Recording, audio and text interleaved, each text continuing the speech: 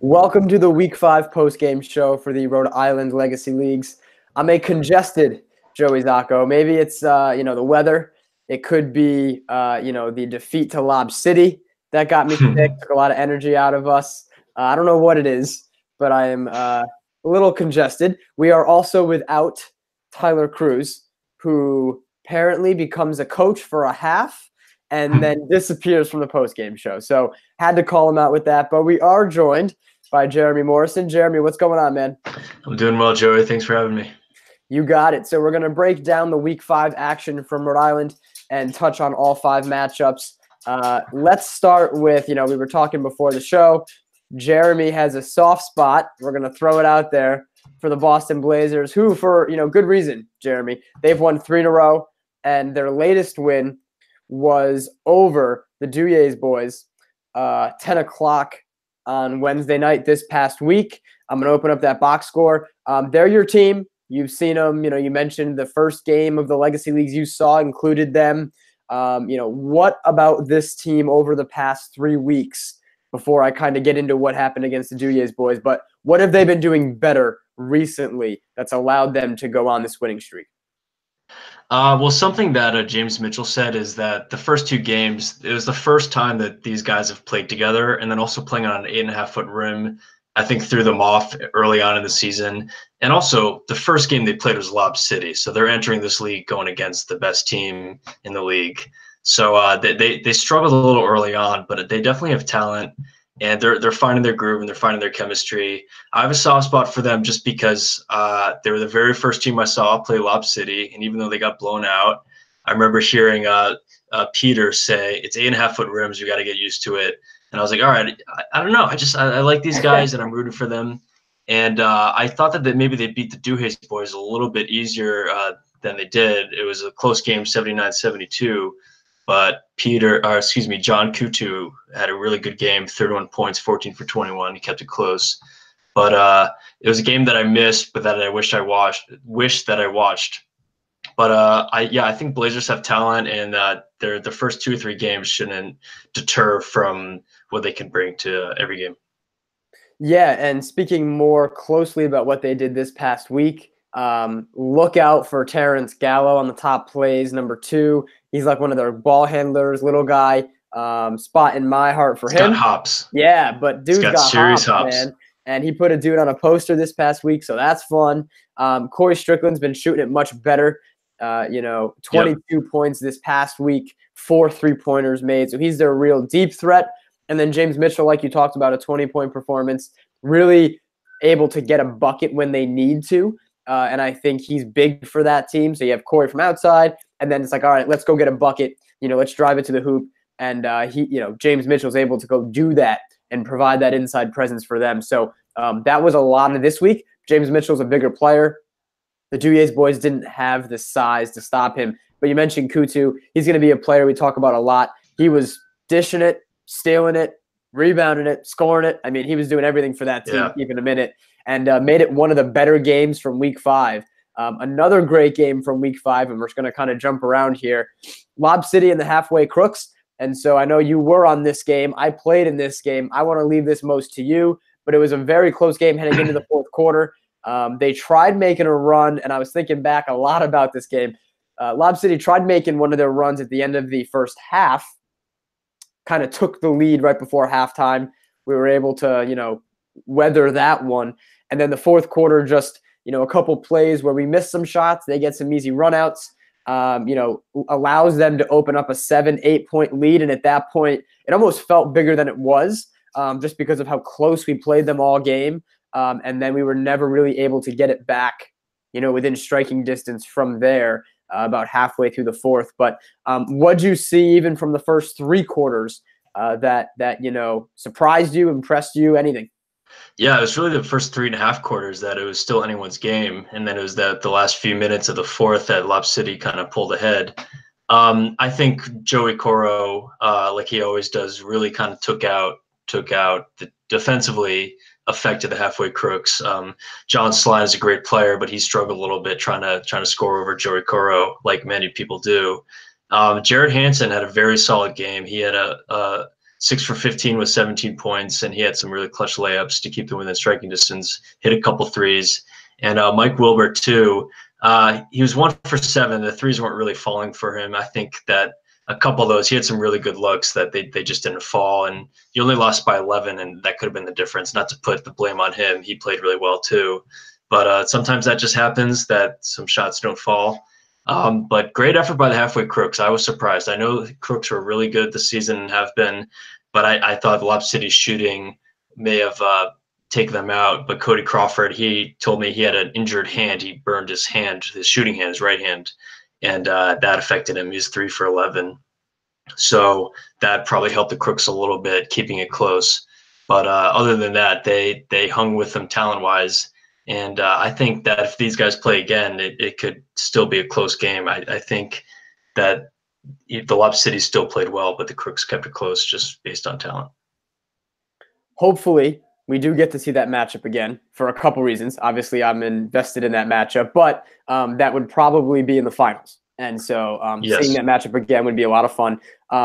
Couple facts. Now, I know this is going to seem homerish, but I'm going to start with the non-homer fact. So Cody Crawford, 3 for 11, that's not going to happen a lot. And so like you talked about, the injured hand, I mean, that's one factor for sure in the Crooks' favor almost. The shooting, you mentioned Mike Wilbur, Jared Hansen, 1 for 7.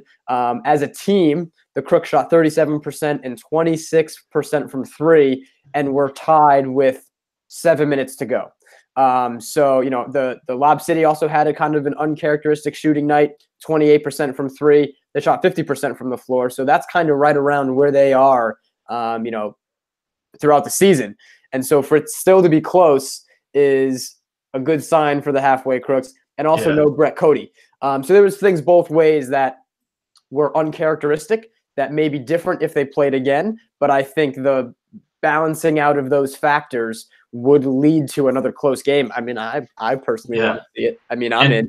And one thing Lob City does that no other team really does is they really like to run it. And you'll get a great basket. You're happy you scored over Lob City. And then in 2 seconds, they chuck it down court and get a layup. And then you're back where you started. So I think teams, if they can recognize that and watch out for the guy who's running back when the shot hasn't even gone up yet, you can save a few points here and there. And that's something that I think Lob City caught the halfway Crooks a few times, and kind of what ultimately pulled them ahead by 11 points to win the game. Yeah, for sure. And that's, something that'll hopefully change in the next matchup, and hopefully something that maybe Brett Cody can add on our end, right? To maybe try to get us some of those leak outs that he likes to do. So I'm down to see it again. Let's run it back. I'm down too. Let's run it back. Another close game kicked off week 5, Skyhookers and the Werewolves. Skyhookers do get the win, 67-61 to improve to 3-2. Chase Almond was a force, 15 points, 10 rebounds, some awesome dunks that will also be on the top play. So keep your eyes out for that on Top 5 Friday. But he said after the game, he thinks they can compete with anybody. They need to improve their shooting. It was one thing he talked about to kind of keep them competitive. You were able to see, all of this game between the Werewolves and Skyhookers. What did you think about the Skyhookers able to get the win? Yeah, Chase Almond had a really good game. He had a game that probably a lot of 6'4" guys think that they would have. He had probably had 5 or 6 dunks. He finished 7 for 11, and he played fantastic. He took advantage of the size advantage over the Werewolves. I think that if that's his strategy, is to just use his size, he might struggle with some of the better teams that have more size. So I'm curious to see how the Skyhookers move forward. They do have to improve their shooting, although they have a few guys that can hit. They were 8 for 20 from 3, 40%, which in this league, that's pretty good. And overall 25 for 54. And the Werewolves, they're an interesting team because they look really good the eye test. And Gino Forte had 26 points and 5 for 19. He jacked up a lot of threes and made 5. I can't really analyze the Werewolves. They've had a tough schedule early on, so that's why some of these losses aren't the worst deal in the world. I think if they play some of the other teams that don't have as many wins as well, that they'll beat them. But I think defensively sometimes they might slip, and they might rely on their top 2 guys, Brian and Gino, too much, and the other guys may not be able to pick up the offensive slack. Yeah, they always the Werewolves always play the halfway crooks tough, so it's going to be interesting. That matchup is definitely a rivalry game. So and they do get some of the other, obviously everybody plays everybody, but they do get some of the other, more even match teams to them. And so that'll be, interesting to see how they can bounce back from this loss. Let's go to Boom Shakalaka and the Pizza Rolls. Boom Shakalaka able to roll 99-61. And Mark Belleville, we were talking about it before we, came on air. Mark Belleville, 35-16, was not going to let his team lose. Lucas Martin helps having him back on the floor, period. He goes for 28. Yeah. But, Boom is one of those teams where we know how good they can be. We saw them last week, maybe at their low point. But, what about Boom stands out to you? Yeah, I mean, Mark Belleville, he's not getting any respect. He had 35 points, 14 for 24. And he doesn't really stick out maybe as the best player on the court at any given time, but he's super sneaky with the layups. He's a really good ball handler, and he can hit the three. So defenders need to give him a little bit more respect. And I think if they pay attention to kind of the Boom's big three, Mark, Lucas, and Cole, they might be able to slow him down a little bit. But hey, 3 guys out of 4, if you got to worry about, that's a lot to handle. They don't have a really deep lineup. They only had 5 guys last night, but for sure, Boom Shakalaka, they don't have a lot of size, and they might not stand out as some of the best athletes or the best pure scorers. But Lucas and Mark, they had really good games this week, and they're a force to be reckoned with. Yeah, and we get to see them against the halfway crooks in week 6, and so Boom and we'll take on the Crooks, and that's going to be a test for both teams. Trying to that'll be a lot of fun. And our last matchup from week 5, before we get too far ahead of ourselves, the Swish Kebabs and the Alaskan Bullworms. A close game in the first quarter, a close game till about halftime when the Swish Kebabs really turned it on and were able to pull away. They win 83-60.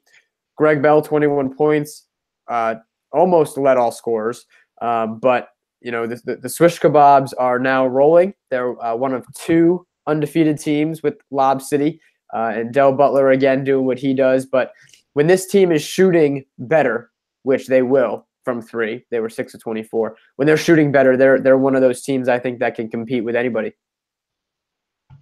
Absolutely. I want to give a shout out to Nate McShane on the Alaska Bullworms. This is actually the first week that I saw the Bullworms play live, and Nate McShane is up there with one of the best guards in the league. He can do a lot. He's so explosive off the dribble, and he actually didn't even get a couple calls, I thought. Then he could have even racked up more than 29, which he finished with.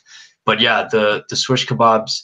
Tyler Barbosa is also an underrated guard. He only finished with 8 points, but he's probably, I think by the eye test, the best passer in the league. He's so good at not only finding the right guy, but creating pick and roll opportunities and slipping the ball through to get really good dunks and make his teammates look better. So I think he's almost the catalyst in their offense. He can hit threes and he makes other players better. He might not fill up the stat sheet necessarily. Greg Bell and Del Butler might be the go-to scorers. But I think when they're all rolling, and Cody Platt as well, they're as good as anybody as well. And Greg Bell, he's so funny to watch and listen to. Definitely like the vocal leader, and he is a great combination of competitiveness and playing hard, but also like having fun. And he's one of the best guys to watch. So shout out to Greg Bell. For sure, and a big game for Greg. As the Swish Kebabs improved to 4-0. And so, Jeremy, if you want to open up the schedule really quick, take a look at week 6. We'll wrap it up with a little preview of week 6. We can each touch on a matchup that we really like. And I'll go first while you get that situated. I'll leave the Crooks Boom one to you if you'd like, or you don't have to. I'm going to also, you could take Blazers, Werewolves too, but Lob City Skyhookers. Okay, cool. So then I'll take Crooks and Boom. We met in the semifinals last year. 2 teams that have played each other every season of the Legacy Leagues. And Boom Shakalaka's had our number. And they're a different team this year. They still have some of their key pieces. And it's always fun going up against those guys. But it's going to be interesting this time around. hopefully to, get rid of some of the demons, take care of business, and, kind of not let them back in the conversation of the top couple teams, because that's what this game is. If the, Boom Shakalaka is able to win, they would have the tiebreaker with the halfway crooks and be much closer in the standings to the halfway crooks than the other way around. And so come playoffs, you don't want to let a team like Boom, hang around, and get those matchups, because they can be one of those dangerous teams. You're going to do Blazers Werewolves, right? Yeah, I think this is a great matchup. And I think the Werewolves, even though the Blazers are my boys, I think the Werewolves can totally win this game if they slowed them down offensively. Blazers don't really have that traditional big man, and the Werewolves do. And I think that if they take advantage of that, they make a few more of their threes, and they stop players like Corey from going off for 22, they can edge out a win. But I think this will be close. It's kind of interesting because the Werewolves are a little bit younger. These guys are in college, and the Blazers, I'm not sure how old all of them are, but I think they're a little bit older. So a little bit of a youth versus experience game. It's kind of an interesting matchup, these two teams, but I think it's, in terms of it being a good, close game, this is up there for next week. For sure. Week 6, playoffs are approaching. We'll be back Wednesday night with games. Jeremy, very good job. Cruz, get back soon. Get back to the sideline soon. Not sure if he's, sick. Not sure if, what's going on, even though I really do. But we're going to make it seem like Cruz bailed on us because he's not here. Missing a great time. Thanks for watching the Week 5 postgame show, and we'll see you for Week 6 from Johnston, Rhode Island. See ya.